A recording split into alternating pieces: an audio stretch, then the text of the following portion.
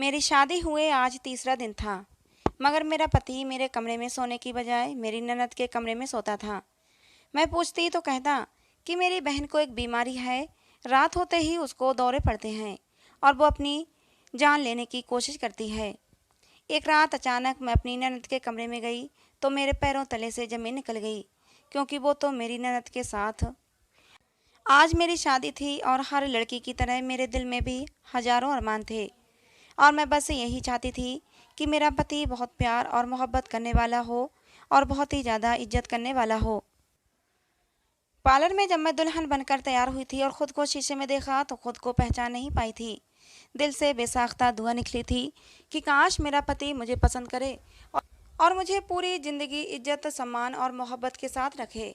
Parlour वाली ने जब मुझे तैयार कर दिया तो कहा, आज तो तुम बहुत ही खूबसूरत लग रही हो। तुम्हारा पति तुम्हें देखते ही अपने होश खो देगा, तुम्हारा दीवाना हो जाएगा। और ये सुनकर मैं शर्मा गई। मैं पार्लर से अपनी सहेलियों के साथ मैरिज हॉल की तरफ जा रही थी जब गाड़ी सिग्नल पर रुकी। मैंने टाइम पास के लिए इधर उधर देखना शुरू किया। एक दृश्य देखकर मुझे बहुत ज़्यादा हैरत हुई।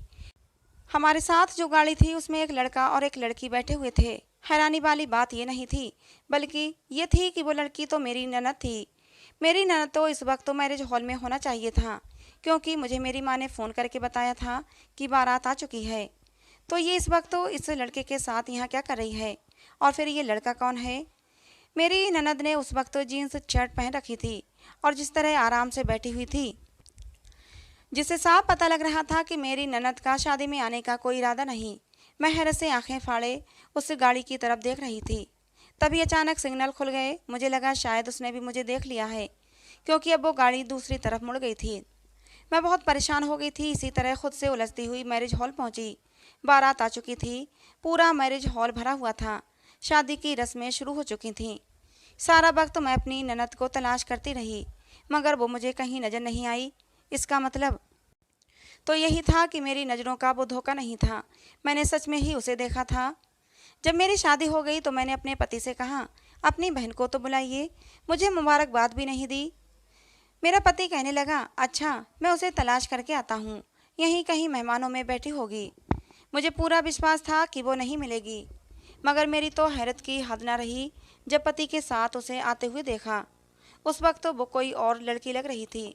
सुंदर सा लहंगा पहने, हाथों में मैचिंग चूड़ियाँ और फुल मेकअप। ऐसा लग रहा था कि उस गाड़ी में ये थी या फिर कोई और। लेकिन मेरे दिल में शक तो था। लेकिन ये मौका ऐसा नहीं था कि मैं अपनी तरफ से अपनी ननद से सवाल जवाब करती, इसलिए मुस्कुराकर उससे मिलने लगी। लेकिन शक मेरे दिल में बैठ चुका था। जब विदाई होने लगी तो मेरी ननद कहने लगी, भाई आप भाभी के साथ एक गाड़ी में चले जाएं, मैं दूसरी गाड़ी में आ जाती हूँ। इससे पहले मेरी ननद दूसरी गाड़ी की तरफ बढ़ती, मेरे पति ने जल्दी से उसका हाथ पकड़कर उसी गाड़ी में बिठा दिया और कहने लगा, तुम जानती हो ना, 2 मिनट भी मेरी नज़रों से तुम दूर नहीं हो सकती। अगर तुम मुझसे दूर हो जाती हो तो मुझे तुम्हारी चिंता होने लगती है। मेरी ननद मुस्कुराते हुए गाड़ी के अंदर बैठ गई। मैं उन बहन भाइयों के आंखों की आंखों में होने वाली बातों को समझने की कोशिश कर रही थी कि आखिर उन दोनों के बीच क्या चल रहा है, मगर मैं अपनी कोशिश में नाकाम रही। गाड़ी घर के आगे रुकी। मेरी ननद ही मुझे कमरे में छोड़ने आई। मुझे बेड पर बैठा कर कहने लगी, भाई को आज की रात इस कमरे से बाहर मत निकलने देना, वरना पछताओगी। उसके अजीबो गरीब बात पर मैं दंग रह गई, लेकिन कुछ बोल न सकी, बस चुप रह गई। मैंने सोचा, लगता है इसका दिमाग खराब है। भला शादी की पहली रात कोई पति अपने पत्नी को छोड़कर कहाँ जाएगा। वो मुझे अजीब से अंदाज में देखते हुए चली गई।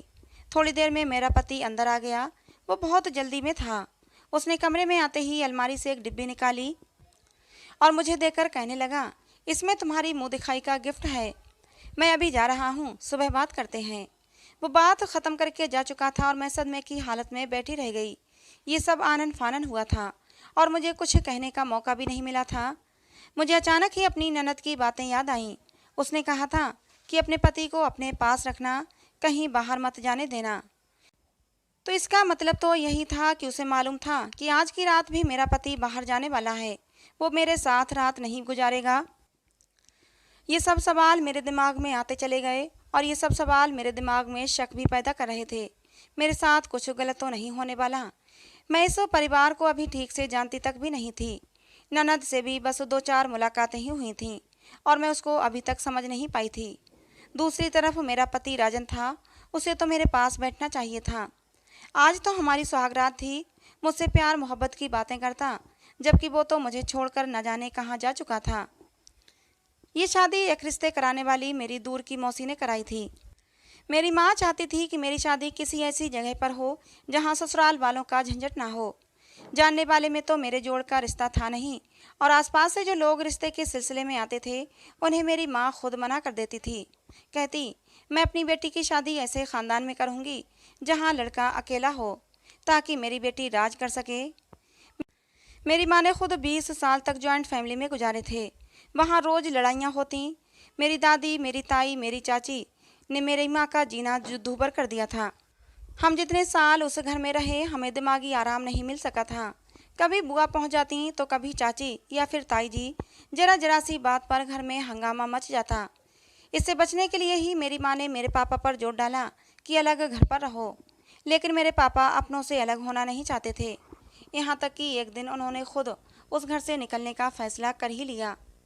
उस दिन मेरी बड़ी बहन के सिलसिले में कुछ लोग आए थे और ये बात चाची और ताई को गवारा नहीं थी। उन्होंने जानबूझकर घर में लड़ाई शुरू कर दी और ऊंची आवाज़ में मेरी बहन पर झूठे इल्ज़ाम लगाने लगीं।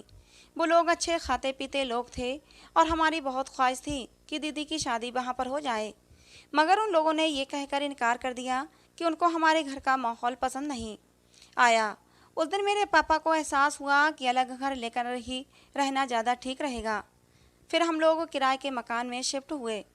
कुछ समय बाद मेरी दीदी की शादी हुई, मगर वो भी भरे पूरे ख़ानदान में गई थीं। बेचारी हर वक्त अपने ससुराल वालों के रोने रोती रहती और कुड़ती रहती। इसीलिए मेरी माँ ने अब फैसला किया था कि मेरी शादी किसी छोटे परिवार में करेंगी जहाँ लड़का अकेला हो। हालांकि मेरे पापा ने कहा था कि अकेले लड़के पर हम कैसे भरोसा कर सकते हैं। माँ बाप होते हैं, भाई बहन होते हैं, तो लड़का उनकी नज़रों में होता है और उसके बिगड़ने के चांस कम होते हैं। लेकिन अकेला लड़का जल्दी बहक जाता है और गलत कामों में पड़ जाता है। ऐसे ही हम किसी अकेले अनजान लड़के को अपनी लड़की नहीं सौंप सकते। लेकिन मेरी माँ ने तो सोच लिया था, वो सोच लिया था और वो उसे पूरा करना चाहती थी। बहुत मुश्किल से ये रिश्ता मिला था। लड़के की सिर्फ एक ही बहन थी। वो अच्छे खाते पीते लोग थे और माँ को ये रिश्ता बहुत पसंद आया। इसलिए रिश्ते वाली से कहा, जो भी हो मेरी बेटी का वहीं पर रिश्ता पक्का कराओ। नसीब में यही था, इसलिए यहीं शादी हो गई। मैंने अपनी माँ से कहा भी था कि अनजान लोग हैं, इसलिए अच्छी तरह पता करवा लें, मगर मेरी माँ ने कहा कि मैंने सब कुछ पता करवा लिया है, लड़का बहुत ही अच्छा है। अब मैं सोच सोच कर परेशान हो रही थी कि शादी की पहली रात मुझे राजन यूँ छोड़कर कहाँ चला गया। ऐसा तो तभी होता है जब दूसरा किसी गलत काम में पड़ा हुआ हो, यानी कि पति का कहीं दूसरी औरत से चक्कर हो। सारी रात मेरी परेशानी में गुजरी। मैं अपने पति का इंतज़ार करती रही, लेकिन वो नहीं आया। सुबह 5 बजे मैंने सोचा अपनी ननद से जाकर पूछती हूँ, उसे तो ज़रूर पता होगा कि उसका भाई कहाँ है। मैंने अपनी ननद के कमरे के दरवाजे पर दस्तक दी और ये देखकर मेरे चेहरे का रंग उड़ गया कि दरवाज़ा तो मेरे पति राजन ने खोला था। मैं एकदम चौंक गई। वो अपनी बहन के कमरे में क्या कर रहा था? मेरे चेहरे के एक्सप्रेशन एकदम से बदल गए थे। मैं गुस्से में बिना कुछ कहे अपने कमरे में चली आई। उस वक्त मुझे बहुत गुस्सा आ रहा था कि वो अपनी बहन के कमरे में क्यों था। मुझे गलत नहीं सोचना चाहिए था। मैं सारे गलत ख्याल दिल से निकाल देना चाहती थी, लेकिन हालात मेरे दिल में शक पैदा कर रहे थे। राजन मेरे पीछे पीछे चला आया और कहने लगा, मेरी बहन बीमार है, थोड़ी सी दिमागी मरीज भी है, उसे रात में दौरे पड़ते हैं और अक्सर वो खुद को नुकसान पहुंचा देती है। इसलिए मुझे रात को उसके पास रुकना पड़ता है ताकि वो खुद को नुकसान न पहुंचा सके। जब राजन ने ये बात मुझे बताई तो मुझे शर्मिंदगी हुई कि कितना अच्छा, कितना ख्याल करने वाला इंसान है, और मैं उस पर शक कर रही थी। कुछ देर बाद उसकी बहन भी उठ गई। सारा दिन मेरी ननद मेरे साथ साथ रही थी। घर में खूब सारे मेहमान इकट्ठा थे, क्योंकि अभी शादी की कुछ और रस्में बाकी बची थीं। मेरी मुंह दिखाई भी हो रही थी। सारा समय मेरी ननद मेरे साथ ही रही और मेहमानों से हंस हंस कर बातें भी कर रही थी। उसे देखकर हरगिज भी नहीं लगता था कि वो दिमागी मरीज हो सकती है। रात को फिर राजन यही कहकर कमरे से बाहर चला गया कि मुझे अपनी बहन के कमरे में सोना पड़ेगा। वो चला गया और मैं सोचने लगी कि उसे अगर अपनी बहन का ही ख्याल रखना था तो फिर शादी ही क्यों की। ऐसा भला कब तक चलता रहेगा? कब तक रोज रात को वो अपनी बहन के कमरे में जाकर सोया करेगा? मैं 2 दिन की दुल्हन थी, मेरे भी कुछ अरमान थे, लेकिन राजन को तो मेरे अरमानों की कोई परवाह ही नहीं थी। तीसरी रात भी राजन अपनी बहन के कमरे में जाकर सो गया। आज तीसरा दिन था और मैं इस सबसे बुरी तरह तंग आ गई थी। चौथी रात में जब राजन अपनी बहन के कमरे में चला गया तो मुझे उस समय बहुत ज़्यादा गुस्सा आ गया। मैं बेड पर करवटें बदलती रही, लेकिन मुझे नींद नहीं आ रही थी। रात के 1 बजे जाकर मैंने अपनी ननद के कमरे का दरवाज़ा खटखटाया, लेकिन शायद वो दोनों गहरी नींद में सोए हुए थे। उन्होंने दरवाज़ा नहीं खोला। ये सब क्या हो रहा था? दरवाज़ा क्यों नहीं खोल रहे थे? मुझे बहुत गुस्सा आ रहा था।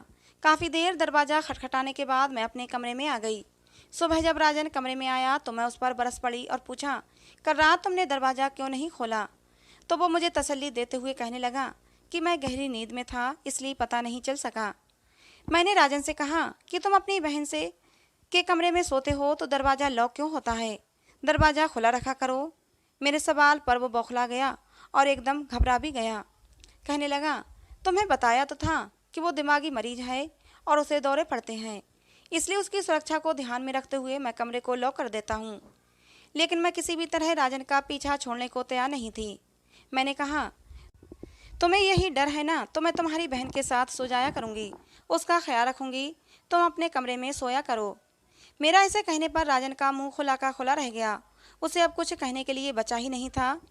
तभी अचानक बोला, जब तक मेरी बहन ठीक नहीं हो जाती मैं किसी को भी उसके पास या उसको किसी के पास नहीं आने दे सकता। मैं रोने लगी। राजन ने मुझे चुप भी नहीं करवाया और चला गया। थोड़ी देर बाद मेरी ननद मेरे कमरे में आई और मुझे चुप करवाने लगी। कहने लगी, मैंने तो रात भाई को बोला था कि भाभी दरवाजे पर दस्तक दे रही हैं, दरवाज़ा खोल दें, मगर भाई ने ही मना कर दिया। मेरी ननद बहुत डरी हुई भी लग रही थी। मैंने पूछा, क्या तुम्हें रात को दौरे पड़ते हैं, इसीलिए तुम्हारा भाई तुम्हारे कमरे में सोता है? मेरी बात सुनकर उसके चेहरे पर हैरानी के रंग दिखने लगे थे। मुझसे कुछ कहना चाहती थी, लेकिन उसने कुछ कहा नहीं और बस रोती हुई अपने कमरे में चली गई। उसका ये रवैया मुझे बिल्कुल भी समझ में नहीं आया था। ऐसा क्या राज था? मेरा पति घर पर ही था, मेरे साथ रहने की बजाय हर समय साय की तरह अपनी बहन के पीछे पीछे ही था। यहाँ तक कि मेरी एक दोस्त ने मुझे और राजन को एक पार्टी में बुलाया तो राजन कहने लगा, तुम अकेली चली जाओ, और अगर मेरा जाना इतना ही ज़रूरी है तो फिर मेरी बहन भी साथ में जाएगी। मुझे बहुत ज़्यादा हैरत हुई, लेकिन मैंने सोचा चलो कोई बात नहीं, इसकी बहन को भी साथ ले जाते हैं। लेकिन मेरी ननद तो जाने के लिए तैयार ही नहीं थी। मेरी ननद ने मुझे इशारा भी किया कि मुझे साथ लेकर न जाएं, भाई के साथ आप अकेली चली जाओ। मैंने राजन को बहुत समझाने की कोशिश की, लेकिन राजन नहीं माना और उसे साथ लेकर ही पार्टी में गया। मैंने महसूस किया था कि मेरी ननद मेरे पति से काफ़ी डरती है, और मैंने ये भी नोट किया था कि राजन मेरी ननद पर बहुत सख्ती करता है। उसके पास उसका अपना मोबाइल तक नहीं था और उसको घर से बाहर जाने की भी इजाज़त नहीं थी। सारा दिन और सारी रात मेरा पति बस उसी के आगे पीछे घूमता रहता। मुझे तो जैसे उस घर में लाकर भूल ही गया था। एक दिन मैंने राजन से कहा कि तुम्हारी बहन को दौरे पड़ते हैं तो चलो उसे किसी डॉक्टर के पास लेकर चलते हैं। राजन कहने लगा, तुम्हें चिंता करने की कोई ज़रूरत नहीं, मैं उसको दवा खिला रहा हूँ, उसका इलाज चल रहा है, वो जल्दी ही ठीक हो जाएगी। उस दिन दोनों बहन भाई कहीं गए हुए थे। मुझे एकदम अपनी ननद के कमरे की तलाशी लेने का ख्याल आया और मैं अपनी ननद के कमरे में चली आई। ना तो वहाँ कोई गोली मिली और ना ही कोई रिपोर्ट मिली। तो मेरा पति मुझसे झूठ क्यों बोल रहा था कि उसका इलाज करवा रहा है? अगर ऐसा होता तो दवा के कुछ पत्ते ज़रूर मिलते जिससे ये बात साबित होती। अब मुझे राजन पर शक होने लगा था। डॉक्टर के पास ले जाने वाली बात भी राजन ने नहीं मानी थी। मैं सोचने लगी, मुझे क्या करना चाहिए। मैंने उसके कमरे की चाबी छुपा ली और कमरे में आ गई। वो दोनों शाम को वापस आए। मेरे पति ने आते ही मुझसे कहा, अब तुम्हारी परेशानी जल्दी ही ख़त्म होने वाली है, बस कुछ ही दिनों की बात है। मेरे ननद के चेहरे को देखकर ऐसा लग रहा था जैसे वो रोती रही है। रात को फिर राजन अपनी बहन के कमरे में चला गया, लेकिन मैंने सोच लिया था कि मैं सारी सच्चाई जानकर रहूँगी। आखिर मेरे पति और मेरी ननद बंद कमरे में क्या करते हैं? चाबी तो मैंने छुपा ही ली थी। मैंने जल्दी से चाबी निकाली। रात का 1:30 बज रहा था। मैं जल्दी से कमरे का लॉक खोलकर अंदर चली आई। सामने का दृश्य देखकर मेरी ऊपर की सांस ऊपर और नीचे की नीचे रह गई। मैंने देखा कि मेरे पति ने मेरी ननद को रस्सियों से बांध रखा है और उसका सर अपने कंधे पर लेकर सो रहा है। मेरी ननद शायद जाग रही थी। मुझे देखकर इशारा करके बाहर जाने को कहा। मैं उसे देखकर दंग रह गई थी। मैं राजन को जगाकर पूछना चाहती थी कि ये सब क्या है, मगर जब मेरी ननद ने मेरे आगे हाथ जोड़ दिए तो मैं बाहर आ गई। अपनी ननद की ये हालत देखकर मैं सदमे में आ गई थी। अब तो मुझे मेरी ननद दिमागी मरीज नहीं बल्कि राजन दिमागी मरीज लग रहा था। पूरी रात मुझे नींद नहीं आई। मेरे दिलो दिमाग में हजारों सवाल चल रहे थे। मैं राजन से पूछना चाहती थी कि आखिर उसने अपनी बहन को बांध कर क्यों रखा है। इस उलझन में पूरी रात गुजर गई। सुबह होते ही मैंने बहाना बनाकर अपनी ननद को अपने कमरे में बुलाया और उससे पूछा कि रात को जो कुछ मैंने देखा वो सब क्या था। तो मेरी ननद मेरी बात सुनकर रोने लगी और कहने लगी, जब से मम्मी और पापा इस दुनिया से गए हैं मेरे भाई का रवैया मुझसे बदल गया है। सारी प्रॉपर्टी पर वो अपना हक समझते हैं और रोज़ मुझसे कहते हैं कि अपने हिस्से की दौलत मेरे नाम कर दो। मेरे पापा अपनी सारी दौलत हम दोनों बहन भाइयों के नाम आधी आधी कर गए हैं। मैं मना करती हूँ तो वो मुझे मारते हैं और मुझे परेशान करते हैं। रात को भी मुझे बांध देते हैं। वो मुझे हर पल तकलीफ देते हैं जिससे कि मैं डर जाऊँ और अपने हिस्से की प्रॉपर्टी उनके नाम कर दूँ। मगर मैं ऐसा हरगिज नहीं करूँगी। अगर मैंने भाई को सारी प्रॉपर्टी दे दी तब भी भाई उसको अपने पास नहीं रखेंगे। मेरा भाई गलत आदतों में पड़ा हुआ है, वो सारी दौलत उड़ा देगा। अपनी ननद के मुंह से ये सब बातें सुनकर मेरा सर चकरा गया। मेरे शरीर में तो काटो तो खून नहीं। मेरा पति राजन इतना गंदा आदमी हो सकता है, मैंने सपने में भी नहीं सोचा था। अगर रात को मैं अपनी आंखों से ये सब कुछ देख न लेती तो शायद मैं उसकी बातों पर विश्वास न करती, लेकिन हकीकत तो मैंने खुद अपनी आंखों से देख ली थी। मेरी ननद मुझसे लिपट लिपट कर रोने लगी। कहने लगी, भाभी मुझे यहाँ से कहीं भेज दो, मेरी जान बचा लो, नहीं तो मेरा भाई मुझे मार देगा। मैं आपके आगे हाथ जोड़ती हूँ, मुझे इस घर से कहीं दूर भगा दो। अब मैं उसको क्या कहती। उसे चुप करवाया और मैं सोच में पड़ गई कि अब मैं क्या करूँ। थोड़ी देर बाद राजन मेरे पास आया और कहने लगा, मैंने अपनी बहन का रिश्ता तय कर दिया है। कल उसको लड़का दिखाने लेकर गया था। अगले मंडे को मैं अपनी बहन को विदा कर दूंगा। मैं ये सुनकर हक्का बक्का रह गई। मेरी ननद तो कुछ और ही कह रही थी कि उसका भाई उसकी शादी किसी बूढ़े से करवा रहा था और बदले में उससे पैसे मांगे थे, और ये तो कह रहा है कि किसी लड़के से रिश्ता किया है। ये सब क्या था। मैं बस यही चाहता हूँ कि अपनी बहन की जिम्मेदारियों से फ्री हो जाऊँ। मैं अपनी बहन से बहुत प्यार करता हूँ। मम्मी पापा के बाद हम दोनों बहन भाई ही एक दूसरे का सहारा हैं। अपनी बहन की जिम्मेदारियों से फ्री होकर अपने माँ बाप को दिए हुए वादे से फ्री हो जाऊँगा। राजन के मुंह से ये बातें सुनकर मुझे हैरत के झटके लग रहे थे। क्या मेरा पति राजन झूठ बोल रहा था? कितनी सफाई से वो झूठ बोल रहा था कि वो अपनी बहन को बहुत प्यार करता है। मुझे कुछ भी समझ नहीं आ रहा था कौन झूठा है कौन सच्चा। ये दोनों ही बहन भाई बहुत अजीब हैं। मेरे लिए ये फैसला करना मुश्किल था कि कौन सच्चा है और कौन झूठा। राजन ने मुझे उस लड़के की फ़ोटो भी दिखाई थी। लड़का तो देखने में बहुत ही हैंडसम था और उम्र भी ज़्यादा नहीं, 27-28 साल की उम्र थी। जब मैंने यही बात अपनी ननद को बताई तो वो रोते हुए कहने लगी कि भाई झूठ बोल रहे हैं। भाई ने एक 50 साल के बुढ़े से मेरी शादी तय की है। बदले में वो बुढ़ा भाई को ढेर सारे पैसे देगा जिससे भाई अपने बिजनेस को बढ़ाना चाहते हैं। शादी के नाम पर मेरे भाई मुझे बेच रहे हैं। मैं क्या करूं? ये कहकर मेरी ननद सिसक सिसक कर रोने लगी और मुझसे मदद मांगने लगी। मैं अपनी ननद की मदद कैसे करती मुझे कुछ भी समझ में नहीं आ रहा था। और अभी मेरी शादी को टाइम ही कितना हुआ था। मेरी ननद बार बार कह रही थी कि भाभी मुझे इस घर से कहीं भगा दो। मैंने अपनी ननद से कहा, अगर मैं तुम्हें यहाँ से भगा दूँ तो तुम कहाँ जाओगी? वो बोली, अपनी एक दोस्त के घर चली जाऊँगी। वो एक वकील है, मुझे बचा लेगी। मेरे पास तो फ़ोन भी नहीं, वरना उसको अब तक अपनी मदद के लिए बुला चुकी होती। मैंने उसे अपना फ़ोन दिया कि वो अपनी दोस्त से बात कर ले। उसने मेरे सामने ही अपनी दोस्त से बात की, लेकिन उससे ज़्यादा बात नहीं की। बस 2-3 बातें ही की कि मेरी भाभी मुझे घर से किसी न किसी तरह निकाल देंगी और फिर मैं तुम्हारे घर आ जाऊंगी। उसने अपनी सहेली से ये भी कहा कि तुम मेरी मदद ज़रूर करना, मुझे विश्वास है कि तुम मेरा साथ ज़रूर दोगी। अपनी ननद के बहुत ज़्यादा गिड़गिड़ाने पर मैं अपनी ननद की मदद करने के लिए तैयार हो गई थी, लेकिन अंदर ही अंदर मेरा दिल घबरा रहा था। फिर तय ये हुआ कि मैं राजन को नींद की गोलियां दूध में मिलाकर पिला दूंगी। राजन के सोने के बाद किसी बहाने उसे रात को अपनी गाड़ी में छुपाकर उसकी दोस्त के घर पर छोड़ दूंगी। क्योंकि ड्राइवर को भी राजन ने सख्त आदेश दे रखे थे कि मेरी बहन कहीं भी बाहर नहीं जाने पाए। जैसे ही रात के 10 बजे मैंने राजन को सुला दिया, दूध पीते ही आधे घंटे के अंदर ही अंदर राजन सो चुका था। हमारे पास यही एक मौका था। मैंने अपनी ननद से कहा कि तुम जाकर कार की पिछली सीट पर छुप जाओ। मैंने चौकीदार से कहा कि गेट खोलो, मेरी माँ की तबीयत ठीक नहीं है, मुझे अपनी माँ के घर जाना है। चौकीदार ने तुरंत गेट खोल दिया। मैं गाड़ी सड़क पर ले आई। कुछ ही देर में हम एक घर के सामने खड़े थे।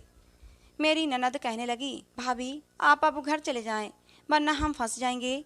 लेकिन मैं उसे पूरी सुरक्षा के साथ घर के अंदर तक छोड़कर आना चाहती थी और उसकी दोस्त से मिलकर उसे कहना चाहती थी कि मेरी ननद का ख्याल रखना। मेरा इरादा यही था कि यहाँ से सीधा अपने घर जाऊंगी और अपने माँ बाप को अपने पति की सारी सच्चाई बताऊंगी। जो अपनी बहन का नहीं था वो मेरा कैसे होता। यही सोचकर मैं गाड़ी से नीचे उतरी थी कि तभी गेट खोलकर एक लड़का बाहर आया। उस लड़के को देखकर मैं एकदम से चौंक गई। ये तो वही लड़का था जिसको मैंने अपनी शादी वाले दिन अपनी ननद के साथ कार में देखा था।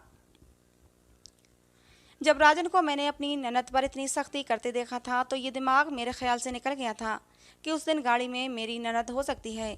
मैंने सोचा कि वो कोई और लड़की होगी। मेरी ननद को इतनी आज़ादी कहाँ कि वो किसी लड़के के साथ अकेली गाड़ी में घूम सके।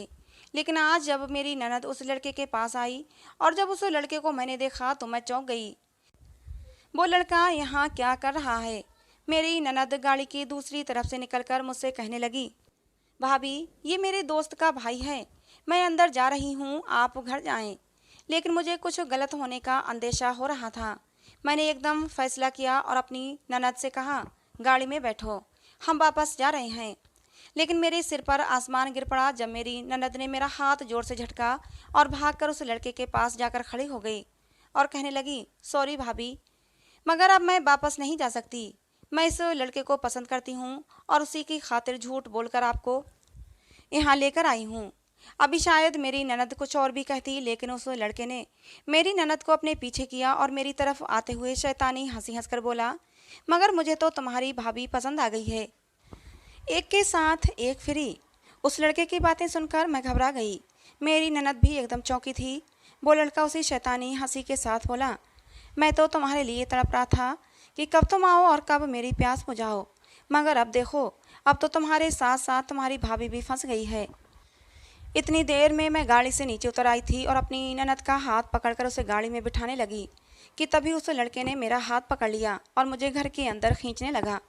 मेरी ननद ने गुस्से में आकर उसके मुंह पर एक थप्पड़ मार दिया और कहा, धोखेबाज, तुमने मुझे धोखा दिया। तुम्हारी खातिर मैंने अपने इतने प्यार करने वाले भाई को धोखा दिया। जैसे ही मेरी ननद ने उस लड़के के मुंह पर थप्पड़ मारा तो उस लड़के ने फ़ोन करके 2 और लड़कों को बुला लिया। मुझे उन लोगों के इरादे ख़तरनाक लग रहे थे। मैंने यहाँ आकर बहुत बड़ी गलती कर दी थी। वो मुझे और मेरी ननद को खींचकर अंदर ले जा ही रहे थे कि उसी वक्त तो पुलिस के सायरन बजने लगे। पुलिस के साथ साथ अपने पति को आते देखकर मैंने भगवान का धन्यवाद किया और मेरी जान में जान आ गई थी। पुलिस तुरंत उन लड़कों को पकड़ कर ले गई। मैं हैरान थी कि मेरे पति राजन को तो मैंने नींद की गोलियां दे दी थीं, फिर वो वहाँ कैसे आए। राजन कहने लगा, मेरी बहन की महीनों पहले इस लड़के से मुलाकात हुई थी और वो इसके प्यार के जाल में फंस गई। जब मुझे पता चला तो मैंने इस लड़के के बारे में सारी जानकारी लेनी शुरू कर दी। अगर ये लड़का ठीक होता तो मैं अपनी बहन की शादी खुशी खुशी इस लड़के के साथ कर देता। लेकिन मुझे पता चला कि ये लड़का धोखेबाज है और कैरेक्टर का गिरा हुआ आदमी है। मैंने अपनी बहन को उस लड़के के बारे में सारी सच्चाई बताई, लेकिन मेरी बहन ने मेरा विश्वास नहीं किया, उल्टा उसकी बातों में आकर मुझ पर ही शक किया और घर से भागने की प्लानिंग करने लगी। तब तक मेरी शादी का दिन आ गया था, इसलिए मैंने उस पर सख्ती की और उसे एक कमरे में बांध कर सोने लगा, क्योंकि ये दोबारा भागने की कोशिश कर चुकी थी और मैं नहीं चाहता था कि ये भागकर उस आवारा लड़के के हाथों अपनी ज़िंदगी बर्बाद कर ले। मैं अपनी बहन से बहुत प्यार करता हूँ और उसे बर्बाद होते नहीं देख सकता था। उसने तुम्हें जो कुछ भी बताया वो सब कुछ झूठ था। कल जब तुम दोनों प्लान कर रहे थे तो मैंने सब सुन लिया था और फैसला किया कि तुम लोगों को जो करना है तुम कर लो, ताकि तुम लोगों को सब कुछ समझ आ जाए। तुम सब कुछ अपनी आंखों से देख लो। हो सकता है ऐसा करने से ही मेरी बहन को अकल आ जाए, क्योंकि इंसान को जब तक ठोकर न लगे वो बाज नहीं आता। इसलिए मैंने तुम लोगों को जाने दिया और वो गोलियों वाला दूध फेंक दिया था। मुझे यकीन था यहाँ कुछ ऐसा ज़रूर होगा, इसलिए मैं पुलिस को लिए तुम्हारे पीछे पीछे आ गया। सब कुछ सुनकर मैं शर्मिंदा हो गई थी। मेरी ननद भी सर झुकाए हुए आंसू बहा रही थी।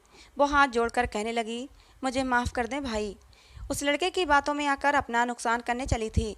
उसने मुझे धोखा दिया और मुझे आपके खिलाफ ही खड़ा कर दिया। मेरी ननद ने मुझसे भी माफ़ी मांगी। मैंने और राजन ने उसे माफ़ कर दिया, क्योंकि उसे एहसास हो गया था यही बहुत है। कुछ ही दिनों बाद हमने उसकी शादी कर दी। आज वो अपने घर में खुश है और मैं अपने पति राजन के साथ खुश हूँ। मेरा पति राजन एक अच्छा भाई होने के साथ साथ एक अच्छा पति भी है और साथ ही एक बहुत अच्छा इंसान भी है। ऐसे अच्छे इंसान किस्मत वालों को ही मिलते हैं और मैं बहुत किस्मत वाली थी कि राजन जैसा पति मुझे मिला। तो दोस्तों, आज की ये हमारी कहानी आपको कैसी लगी कमेंट बॉक्स में ज़रूर बताना। पसंद आई हो तो प्लीज़ लाइक करना। ऐसे ही और कहानियों के लिए हमारे चैनल को सब्सक्राइब करना। कहानी को अंत तक सुनने के लिए दोस्तों आप लोगों का बहुत बहुत धन्यवाद। मिलते हैं अगली किसी नई कहानी में।